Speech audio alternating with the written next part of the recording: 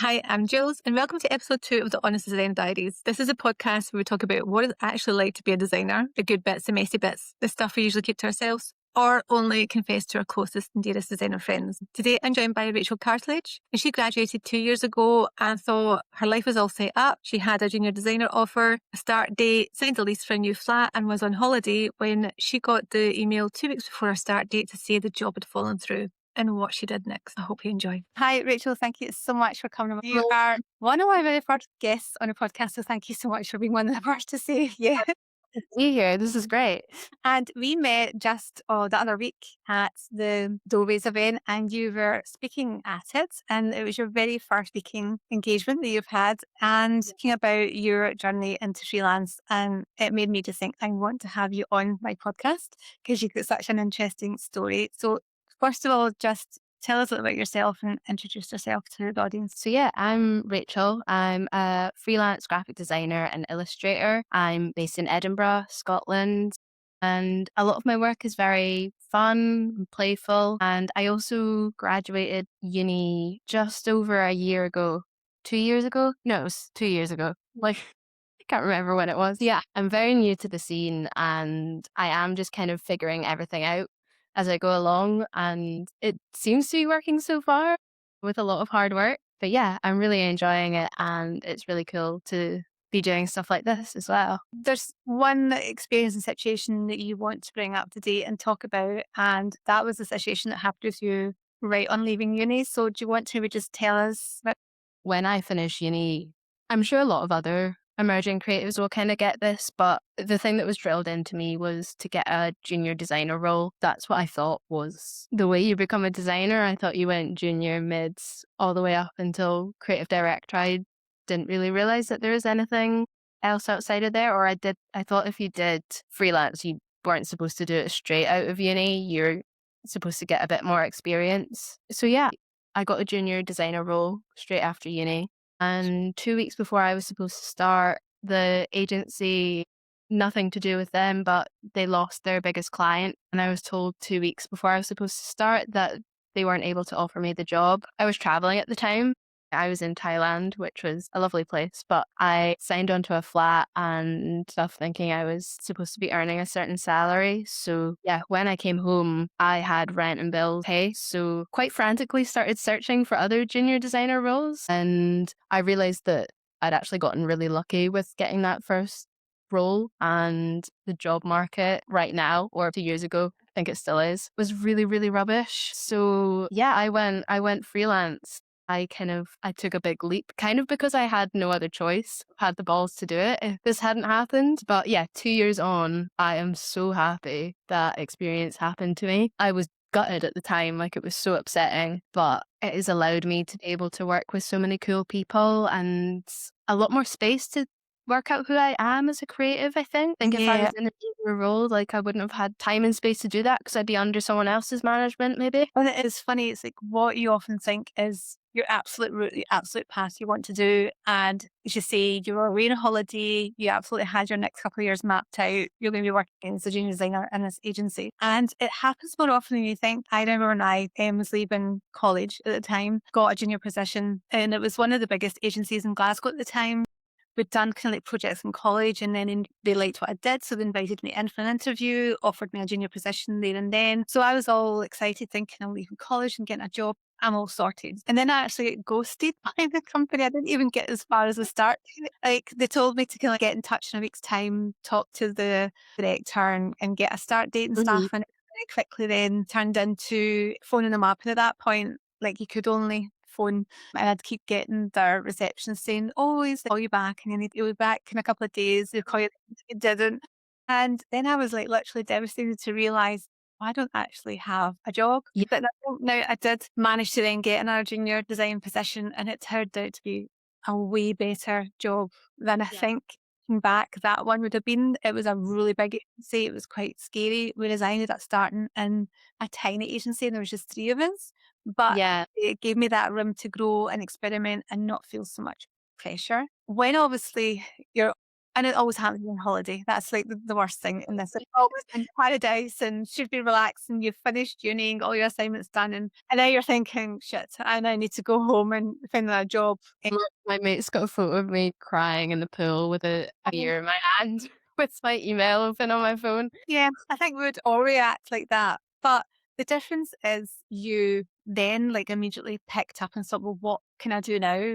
And that takes a lot of resilience to even be at that point so quickly. But as you say, you had pressures, you'd signed on for a flat.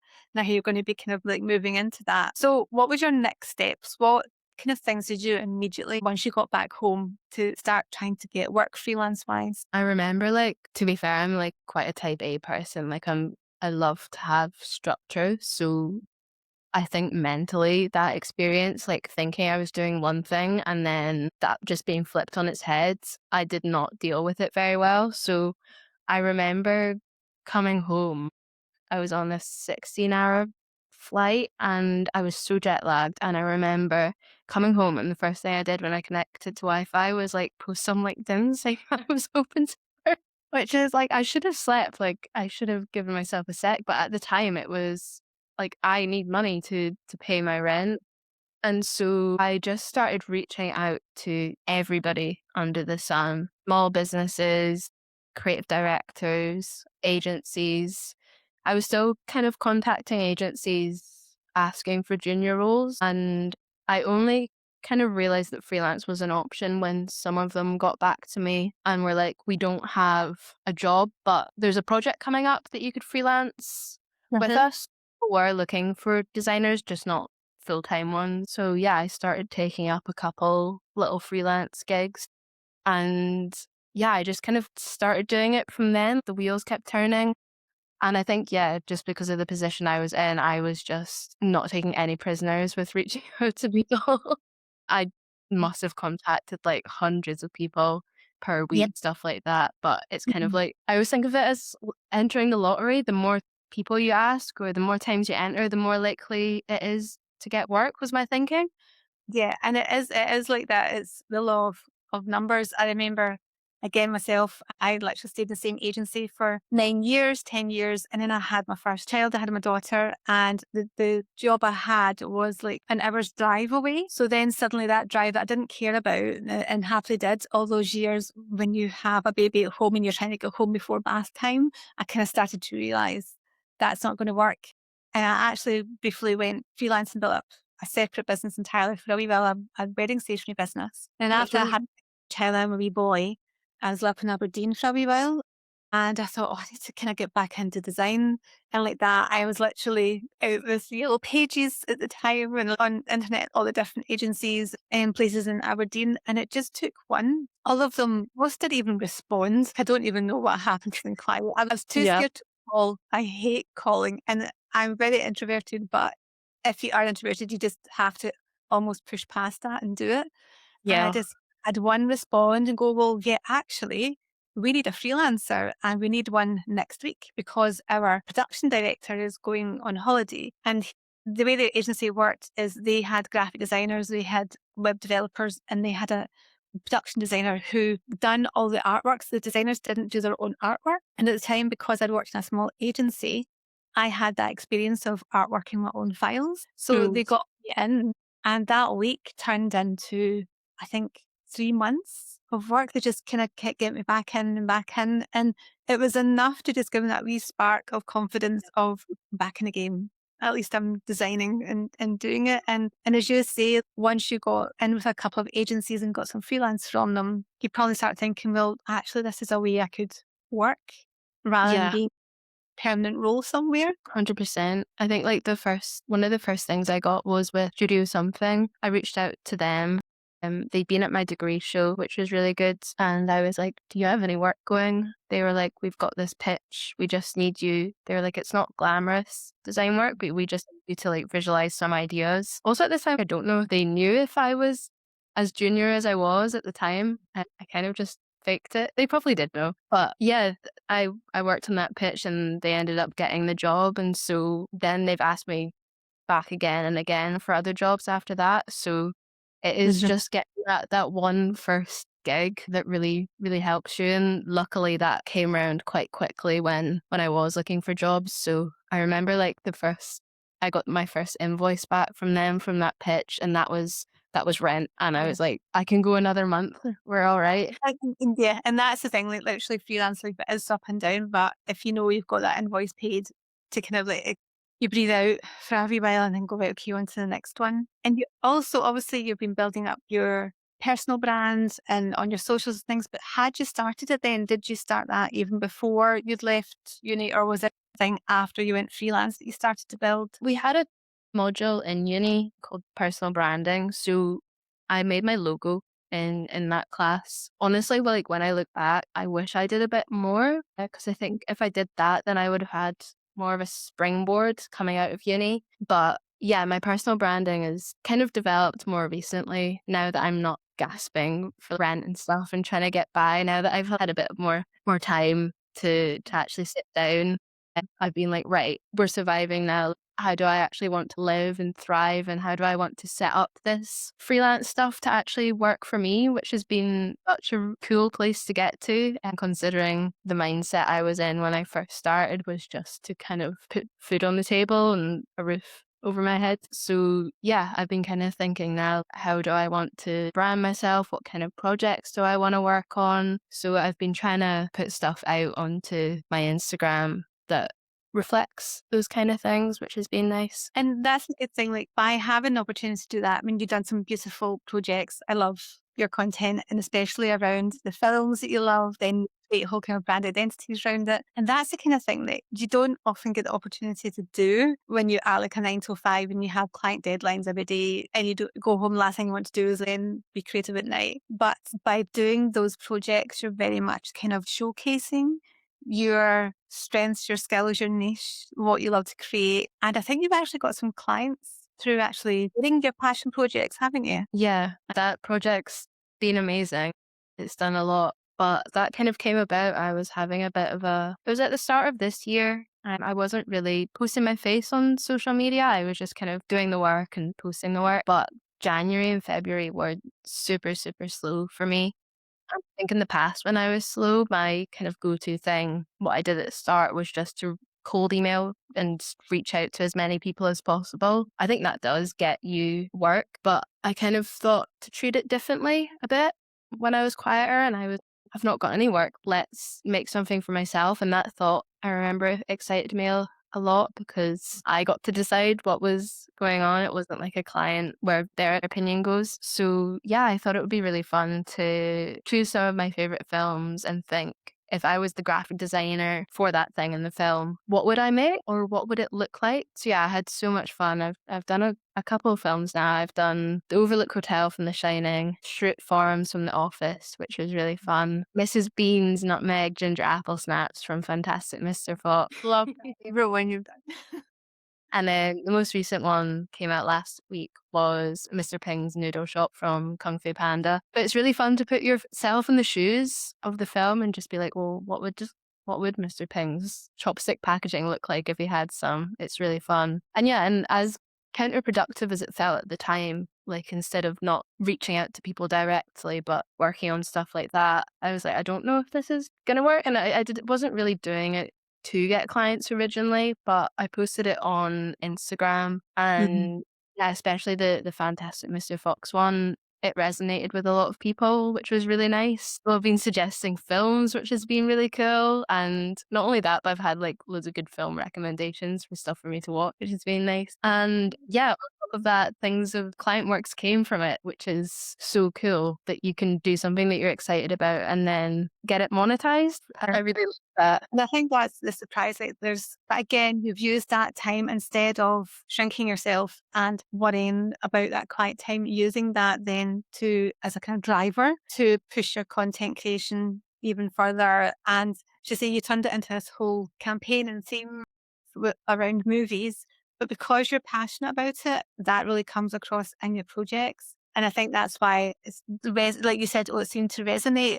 It resonates because I think people can see that it's something you really love to create. Whereas sometimes you might working as a junior on client projects that don't Yeah. so or Yeah. serve you. or are aligned to what you want to create. I have so many projects that will never see the light of day because I don't want more projects like that about what projects I showcase the what I want more of. And it just goes to show, put out something you love that you love to create, that then the clients have came your way because you've done that. And it Right. is also building your own brand. And you probably see or I can certainly see through your work that you're really finding your style and you're really finding how what works for you and what you want to create and stuff. Do you think if you'd been in the junior role in the 9 to 5, like this for the last year, 2 years, you would have created all this content and had it in your portfolio?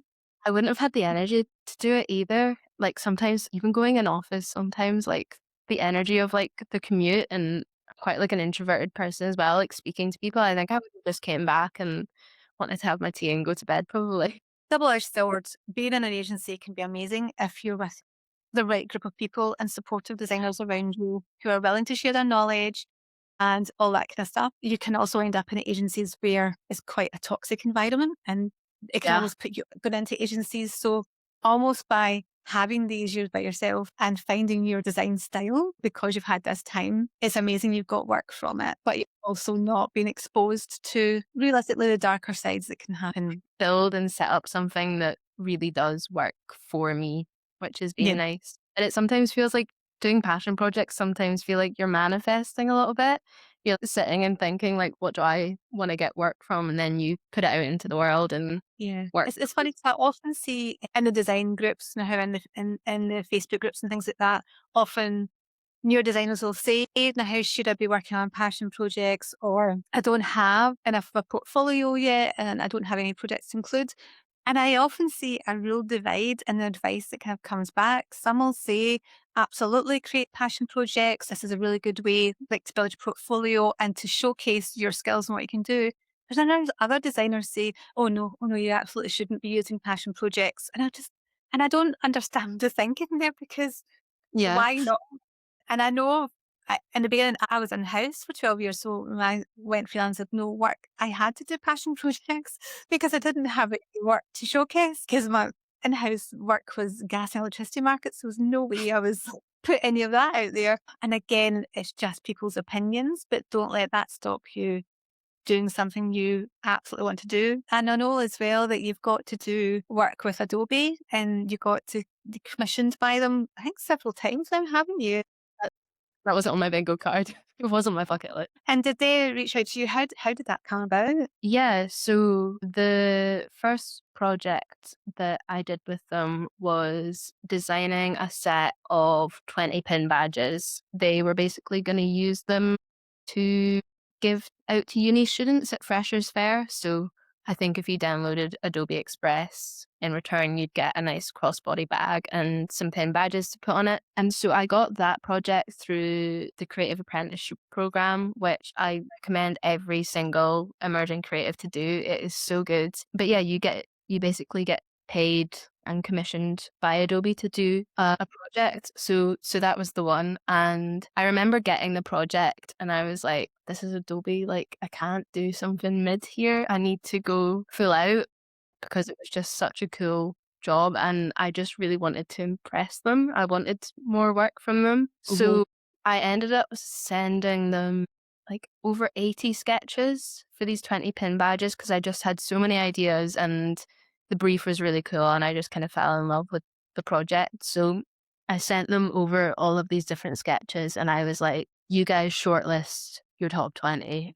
We'll turn them into pins because I can't decide. And so, yeah, the pins went out. And then after that project, that was the end of the apprenticeship project. They then came back and were like, hey, like, there's so many sketches that have died on this project, but we like want to see them through. We want to repurpose them and use them for something else. So can we commission you for another project outside of the Mhm. apprenticeship? And I was like, oh my gosh, yeah, of course. They then asked me to create a pack of playing cards, which was really good because there's like 56 playing cards in a pack. And so each of the sketches that I'd use could be like a suit and things like that. And then they came back again and were like, we actually really loved your sketches because I vectorized them and kind of cleaned them up for the pin badges and the playing cards.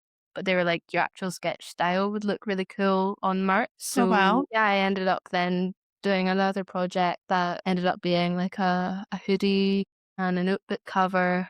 And I'm pretty sure that was sent out to the student ambassadors. It's really cool. So yeah, from that one project, I'm just kind of grafting quite a lot on it and kind of maybe trying to just show them my potential. They then came back, which was, yeah, I couldn't believe it when they came back and were like, will you do another one? Yeah. Well, I think that's very impressive that you're just over a year in and you've already landed Adobe as a client. And it's not fine though that now that you're also building your own personal brand, you're getting freelance work, you've landed commissions by Adobe and you're doing these passion projects that people are now starting to look and are like that, oh, well, it's okay for her because she's got amazing content and it looks easy. And I think what I loved that you shared during your talk last week at Dories was it was like one single slide and it's all these boxes of the realities behind the scenes of exactly the kind of things I had to do to get there. Because it's well known that we show the shiny side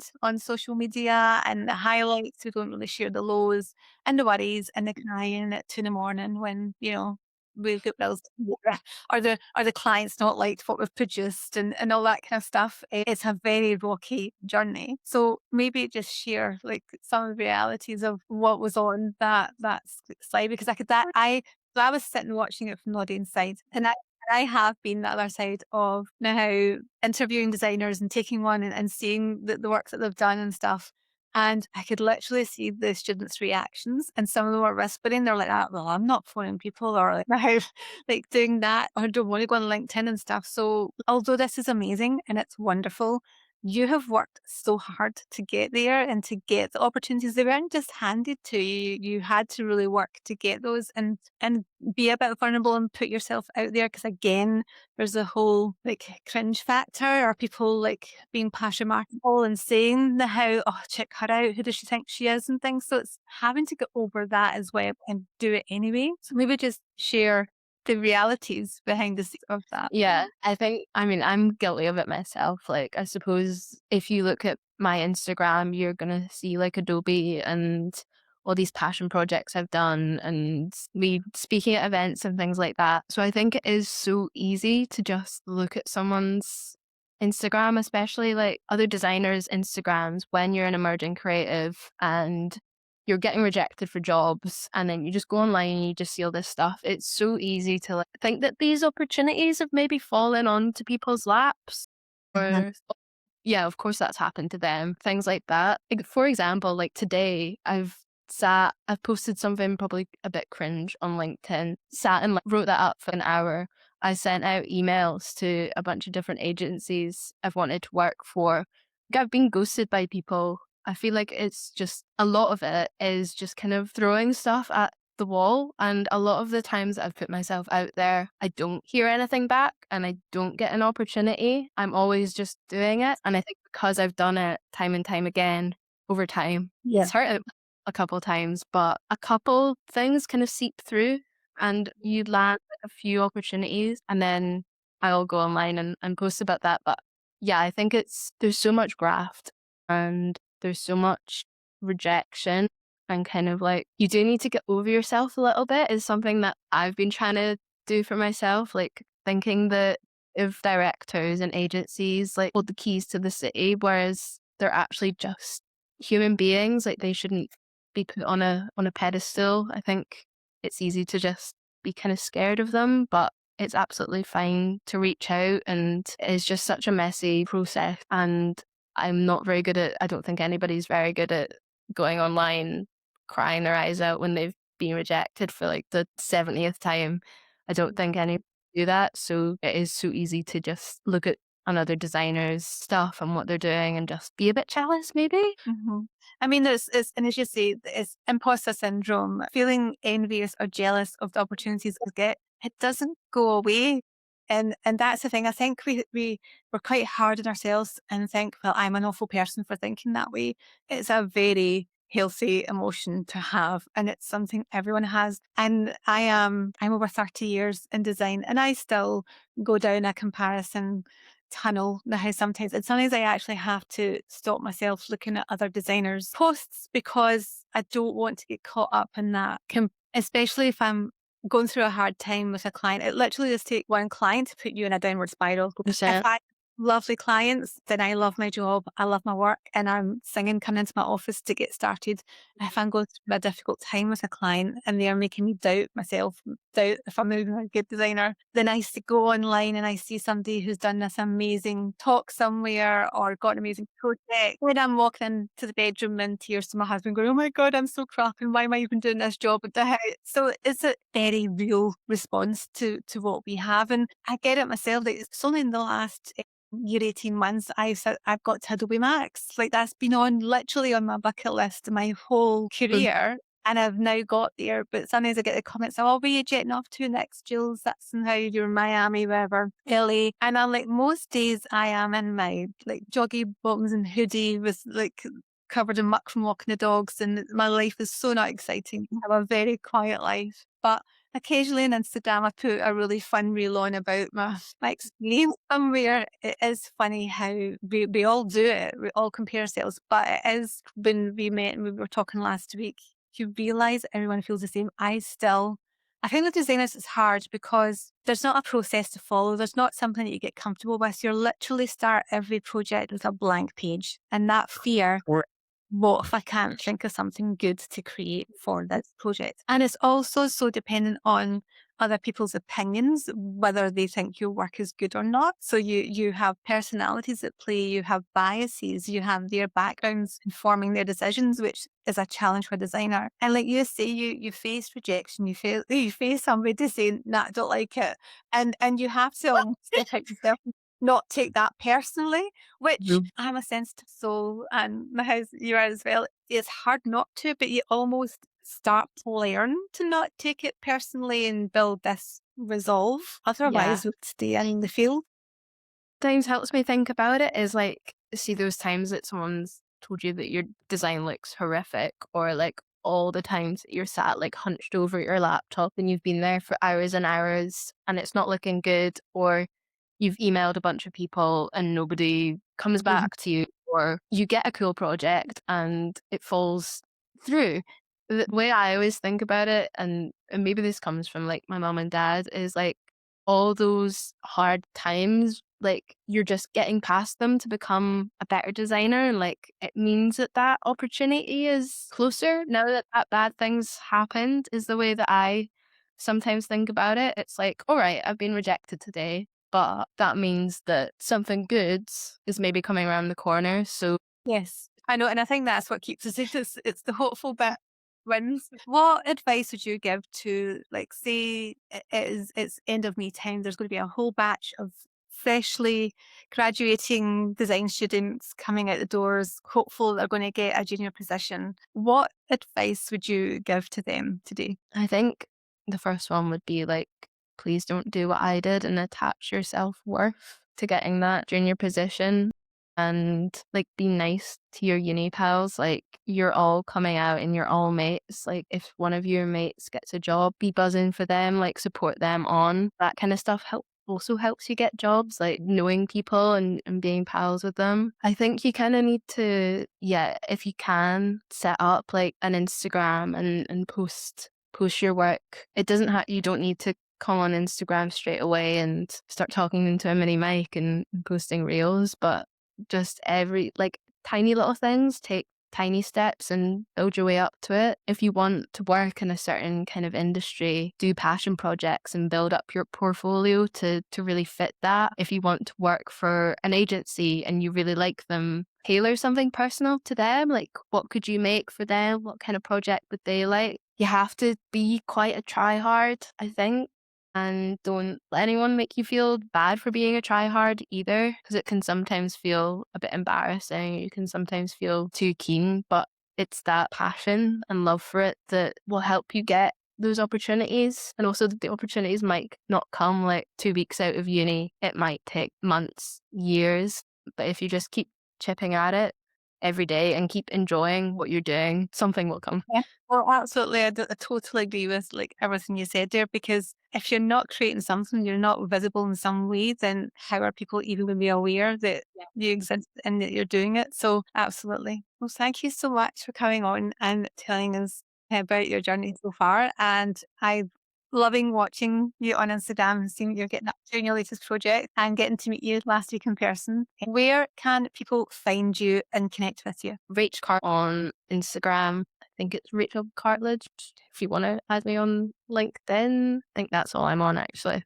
But yeah, Instagram mainly is where I'm cutting about. Hanging out. Lovely. Well, thank you so much. Yeah, Thank anything we've talked about in this episode has hit a nerve a little bit, or you've had a similar experience, I'd genuinely love to hear from you. You can send me a message or share your story, because honestly, the more we talk about this stuff, the more we realise we're all going through the same things and the same experiences. And if you want a space to chat with other creatives who just get it, I've got a WhatsApp community called The Creative Room. It's a really supportive space where we talk about everything, the struggles, the rant, pricing, clients creating content, marketing ourselves, all the stuff that comes with running a creative business or working in the industry. I'll leave the link in the show notes if you fancy joining us, and I'll catch you in the next one.